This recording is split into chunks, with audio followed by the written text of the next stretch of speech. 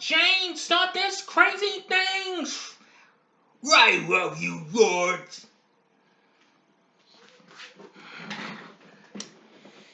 One of the most underrated anime features of the 90s that I've known of is Jetsons, the movie. Does it really deserve the hate it got 30 years ago? Never fear, I'm going to defend this film right now in this review. Big D's Entertainment Rankings and Reviews. Greetings, my fellow YouTubers, and welcome to Big D's Entertainment Rankings and Reviews. My name is Doyle, better known to you as the Big D, and this time around I bring to you a review of the 1990 animated motion picture Jetsons the Movie, released by Universal and produced by Hanna-Barbera. The film was directed by William Hanna and Joseph Barbera, the founders of the studio, from a screenplay by Dennis Marks. I think I've heard that name, I've seen that name somewhere. And featuring the final performances of original voice acting cast George O'Hanlon, Penny Singleton, and Mel Blanc. O'Hanlon and Blanc unfortunately died during the production of this movie, as they once again reprised their roles of George Jetson and Mr. Spacely. And soon they had Jeff Bergman do additional dialogue for the two gentlemen. And of course, Penny Singleton returns as Jane Jetson. And the only other survivors of cast for the original series include Gene Vander-Pyl, who voiced Rosie the Robot, and Don Misick as the family canine Astro. Now there were changes to the youngsters of the Jetson clan. Elroy, the young son of the Jetsons, is now voiced by Patrick Zimmerman. The original voice actor for Elroy, Dallas Butler, sadly died during the production of the film, unfortunately. Because, let me see if I can find this. Yeah, he died in early 88 before he could record any lines for the film. Anyway, let's see.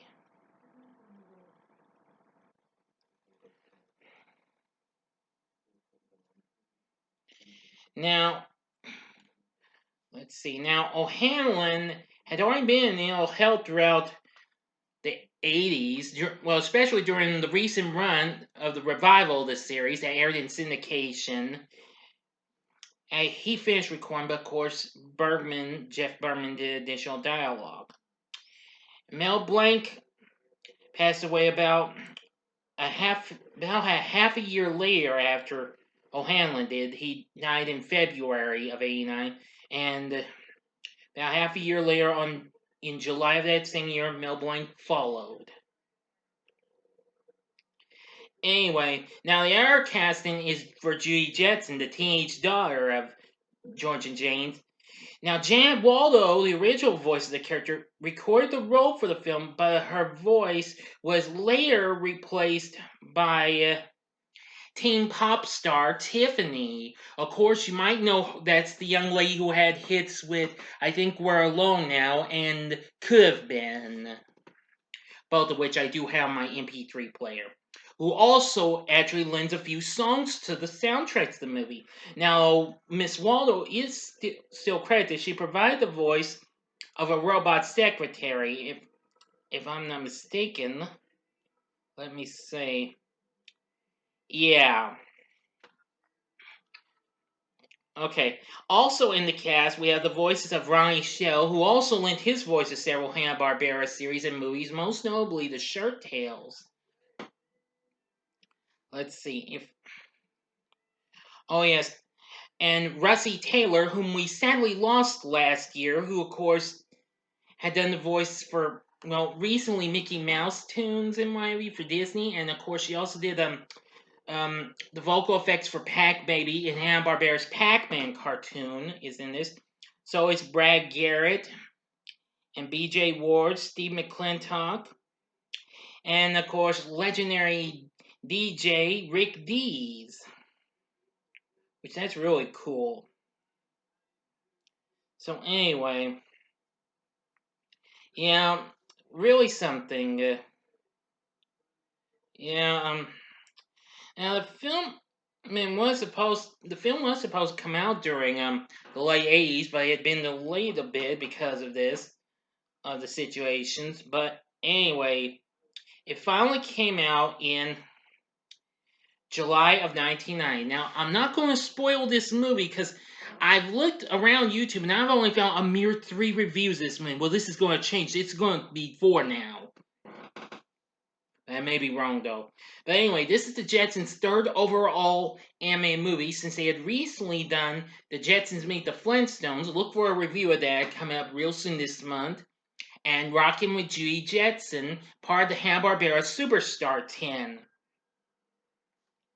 Anyway, now of course, I'll give some of the story away, but I'm not going to spoil too much.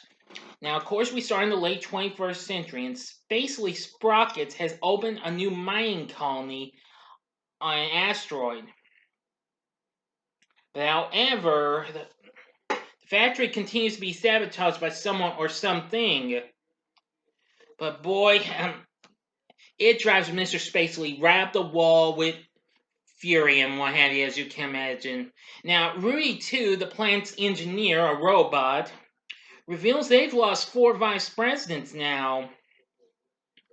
And, well, it's revealed their latest vice president has run off. Now, there was only one man for the job. Yep, George Jetson. So, he sends George and his family to the asteroid belt. But the folks aren't too thrilled. Mostly Judy, who really gets tore up because she was going to have a date with a pop star named Cosmic Cause. Anyway, they go over to this and they set up their new apartment that's connected with lots of other things, including a neighboring shopping complex, which is really cool. Excuse me, sorry about that. I was watching a movie, so I apologize for turning back. Anyway, Rudy 2 shows George around the plant and what have you. Anyway, soon, Cause is the short for Judy's supposed date from began. It's Cosmic Cosmo, actually. Soon, but they soon get to meet new friends. Elroy gets to meet Rudy 2's son, Teddy 2. Well, with whom he first is at odds, but eventually befriends. And Judy gets to feel married after meeting a teenage boy named Apollo Blue, who is voiced by Paul Kreppel, who is best known for playing the crazy pianist Sonny on TV's It's a Living. I actually didn't know that was him because I never got to see It's a Living until earlier this year. Well, during the next few days, George and Rudy to try to get the sprockets ready for it, lead up to the millionth Spacely sprocket and fail every time. Boy, this infuriates Spacely big time, so he decides to go to the asteroid. And meanwhile, Elroy, Tay2, and their neighbor, Fergie Furbelow, yes, the Jetsons meet those furry critters in the beginning as well, and they encounter, slight spoiler, the cause of this situation, the Grungies, these furry little critters that live underground. They are a furry alien race, and what they're doing is what George Jetson, and the others have been doing is ruining their town, their seed beneath, within the center of the asteroid. But apparently, things turn out for the best as they make a deal with them. But I'm not going to tell you how that goes. You're just going to have to see the movie if you're a Jetsons fan. So anyway, from what I've seen, since I've watched this just more recently, I have to say Jetsons the movie is easily an underrated film in my book. But I actually like it. I remembered watching this when I was a kid one time. I never got to see it much more. I did catch it on an encore maybe a time or two. Now, this past summer, the movie has been released on HBO Max. If you have HBO Max, you might want to check it out on there. Now, this, of course, is the DVD from Universal that came out in 2009. Unfortunately, the film's not on Blu ray here in the US yet. However, I have learned that very soon it will come on. Well, now a Region B Blu-ray was released, but in the UK, of course. A Region A Blu-ray will actually come to us courtesy of Kino Lorber early next year. But anyway, from my point of view, I loved this movie. It has a great soundtrack as well, which includes music from Tiffany, of course, as well as a young fellow named Shane Sutton, whom I'm afraid I'm not familiar with that name, but he's got some good stuff on here, especially, of course, the last song you hear in the soundtrack during the closing credits, which is the song With You All the Way, which that's real good. But Tiffany's songs are actually absolutely good too. Don't get me wrong, but you don't have to take my word for it. Give this movie one try, and if you're not satisfied, well, I can't say I didn't try, okay? So anyway, I loved the performances we got. The final performances we got from Mr. O'Hanlon and Blank, they were all good. And of course, everyone else was real good. Tiffany did a decent job on Judy. Not as good as Janet Waldo, but still not too bad. Actually, the same year, this later on that same year, I believe, Tiffany actually appeared in an episode of this the low budget sci fi sitcom Out of This World, which was produced by Universal's parent company, MCA TV. MCA and their TV subsidiary. Sorry. Anyway, like I said, give Jetsons the movie one try, okay? I think you'll really like it. Anyway, what are your thoughts on Jetsons the movie? Please tell me in the comment section below. If you like this video, click the like button below, subscribe to my channel as well, and be a part of the Big D Nation. And join me next time when I bring to you my next Saturday morning TV log, and it'll be on Thundar the Barbarian. But I'll have another review coming up real soon, as I'm going to soon give you a spoiler-free review of Clouds and Over the Moon this weekend. Okay? Thanks for watching, and if you like this, see these other reviews and what have you. If you want someone with a little bit of a similar type of feel to it, but with different area and what have you in the past, go to the upper left-hand corner and see my review of Fern Gully, The Last Rainforest, another underrated 90s anime feature, which is really good. It's done so well for me.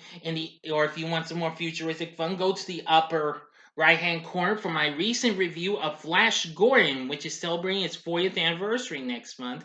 Or if you want some more Hanna-Barbera fun, go to the bottom left-hand corner for my review of Hanna-Barbera's other family's first theatrical feature, The Man Called Flintstone from 1966. And the bottom right hand corner is the button you can click to subscribe. If you like rankings and reviews on movies, TV, music, video games, etc., then I'm your guy. Thanks for watching. Until next time, I'm the Big D saying, see ya.